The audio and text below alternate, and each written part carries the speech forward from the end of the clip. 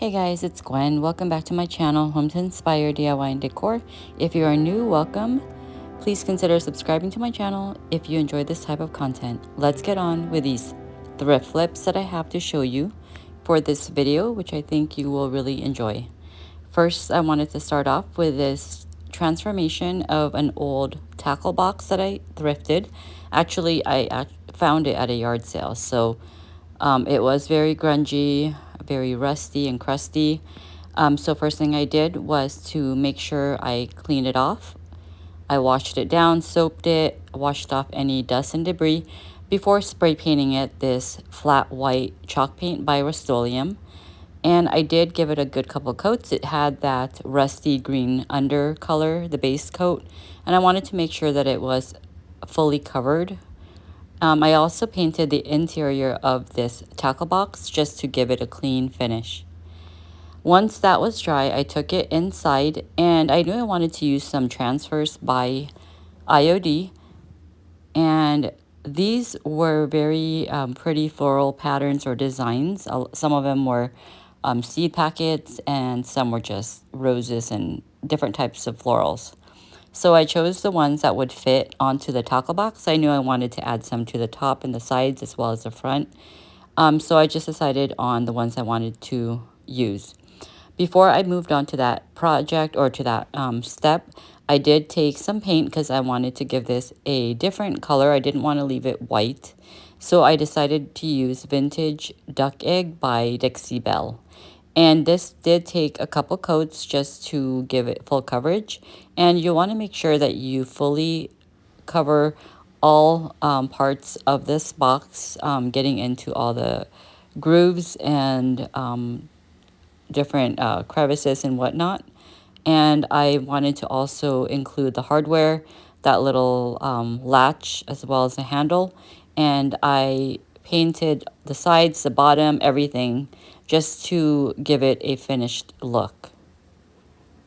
I did use a heat gun to speed up the drying process in between coats, and you'll want to make sure that your first coat is fully dry before you do a second coat. Now you also want to make sure that you open your box up slightly, just like I did, just to get into the little areas that are covered when the lid is closed. And you want to make sure everything looks complete and fully covered in this one color here. So once that paint was dry, I did seal that color with Big Top by DIY. You can use any type of poly or, top coat or anything like that. This is something I had on hand, and I decided to just give that a go. Next step was to, again, go with the transfers that I decided on, and then just start burnishing them onto this tackle box. I just varied up the heights and sizes of these decals or these transfers, and then just sort of fussed around with the placement until I was happy with the look. And as you see here, I also just burnished those transfers over the top where the crease, the creases where the lid meets the bottom part. And then I just poked holes to, free up the transfer, and then used a standing sponge to clean off any of the pieces that was coming off, just to give it more of a clean look. And if you wanted more of a cleaner line, you can also use something like maybe a blade or maybe a credit card or something that you can stick through in between that gap right there where the lid meets the bottom part. But I just decided to use a pokey tool. It's one of my Cricut tools, and it did leave more of a jagged edge, but I didn't mind that at all because I am going for rustic. So I just took my sanding sponge and continued to sand over top each of those transfers, as well as the sides, just roughing up the edges as well as the top, just giving it more of a distressed rustic finish, just to tie in the whole rusticness of this entire piece. I continued on with the transfers as needed, just adding it to areas that I felt was lacking and needed more design.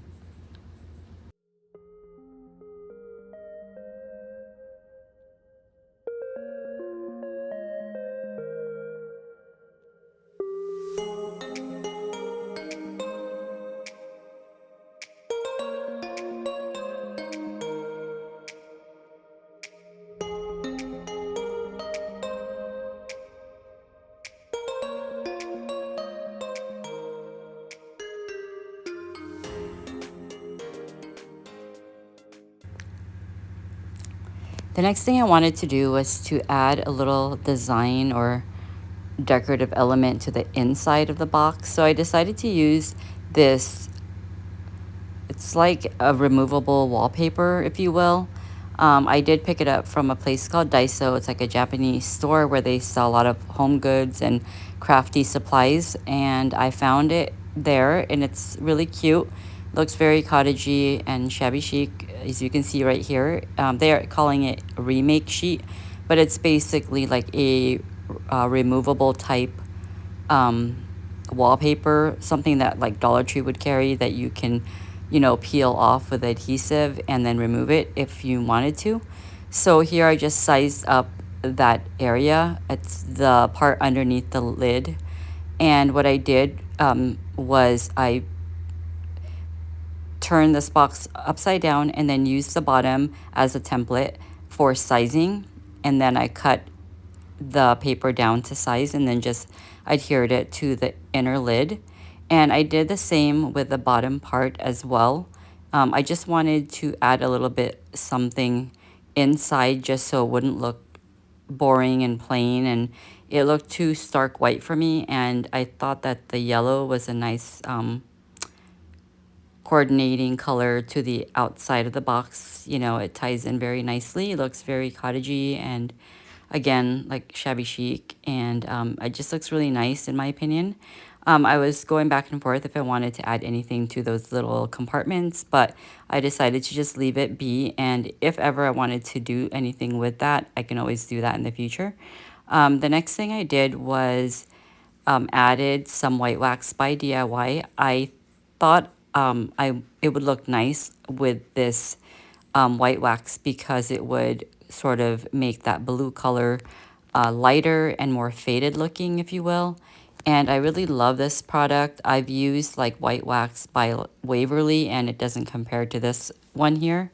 The Waverly brand, it just is more on the watery side, and I struggled using it in the past, maybe because I should have applied like white regular clear wax underneath, because that's something that you should always do before you apply white wax, because it gives you more leeway in terms of movement, like, you know, moving that product around. Now, if you were to apply white wax directly onto something that you painted without using like some sort of clear wax, the tendency is for that white wax to just sort of soak in really quick, and then you are not able to freely wipe it back as much. It sort of gets stuck in that position. So moving on to thrift flip number 2, I took this stool that I found at the thrift store.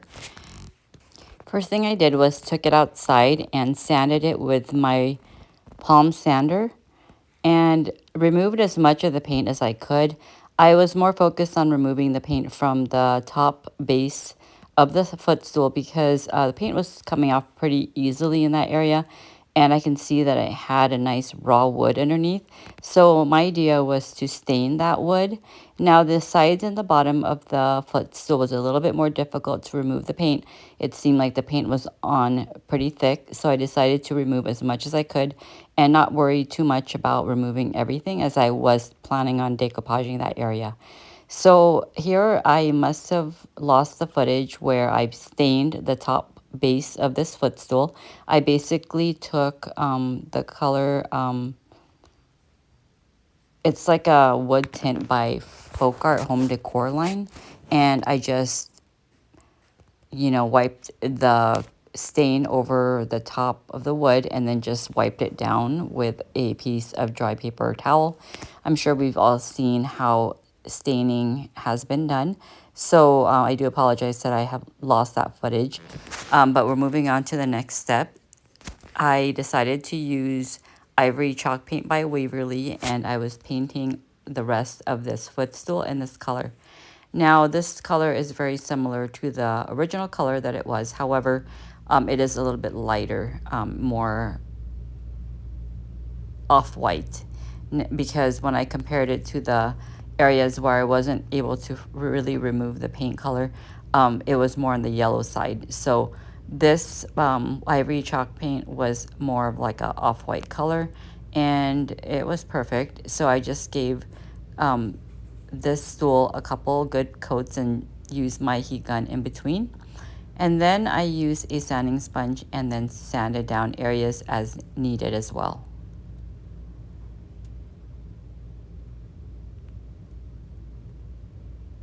So down there at the bottom where you see me painting, I did have to sand off and clean off the excess paint that sort of got into the stain areas, but that was no big deal at all.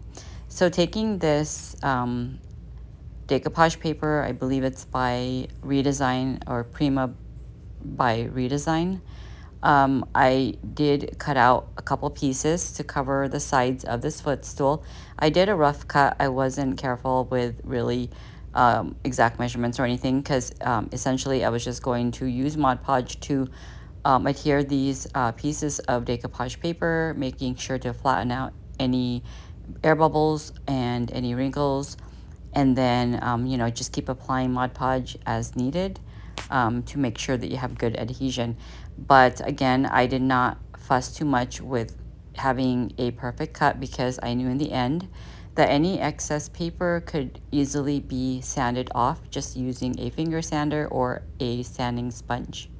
You can even use a nail file if you don't have a finger sander. Finger sander is just slightly more on the smaller side and easier to get into little areas, little tight areas that you need to sand off. So as you can see here, I continue layering on more Mod Podge because for some reason this paper was just having a hard time sticking, especially in the corners. This paper is on the thicker side, which is very different. So it did make it a little bit more challenging in terms of getting it to stay down. The middle part, there was no issue with. It's always the corners that have a hard time with the adhesion and whatnot. So you're gonna also want to put a top coat using the same Mod Podge over top of the paper, and that just helps to secure this paper into place and also to give it that protective coat. So here I'm just continuing with the other side and just using more of this fine precision scissor and just trying to cut as much of the excess paper as possible. But again, you're just going to end up sanding the excess paper that's left behind with, as I mentioned, either a finger sander or a sanding sponge. So no need for being too precise in this step here. So just continue applying as much Mod Podge as you need, and then let those areas dry. And basically I'll be repeating the same steps as I did to the center part of this stool. So basically anything that has like the open space, I added this Mod Podge paper to, or decoupage paper to, and I think it's really pretty, especially with that nice green color and this sort of cottagey floral pattern that it has. And it looks good just for everyday decor. You can keep this out all year long. It's neutral enough and it does fit into like sort of like that cottage core look. But it's perfect for fall as well because the colors are very fallish, or works well with like the fall tones, in my opinion. So here, as you can see, this is a finger sander, and I'm just sanding off all the excess paper, and it does reveal some of that ivory color chalk paint at the bottom, which I like because it gives it a nice contrast between the darker top base and that green decoupage paper, as well as the ivory color chalk paint. So everything ties in very nicely. I did use some big top sealer just to coat this entire piece and just protect everything and give it a nice finish, a nice sheen. And I did that with the entire footstool. Again, just tying in everything and just keeping everything consistent. This was a super easy flip. I really like how this came out. I think it's really cute.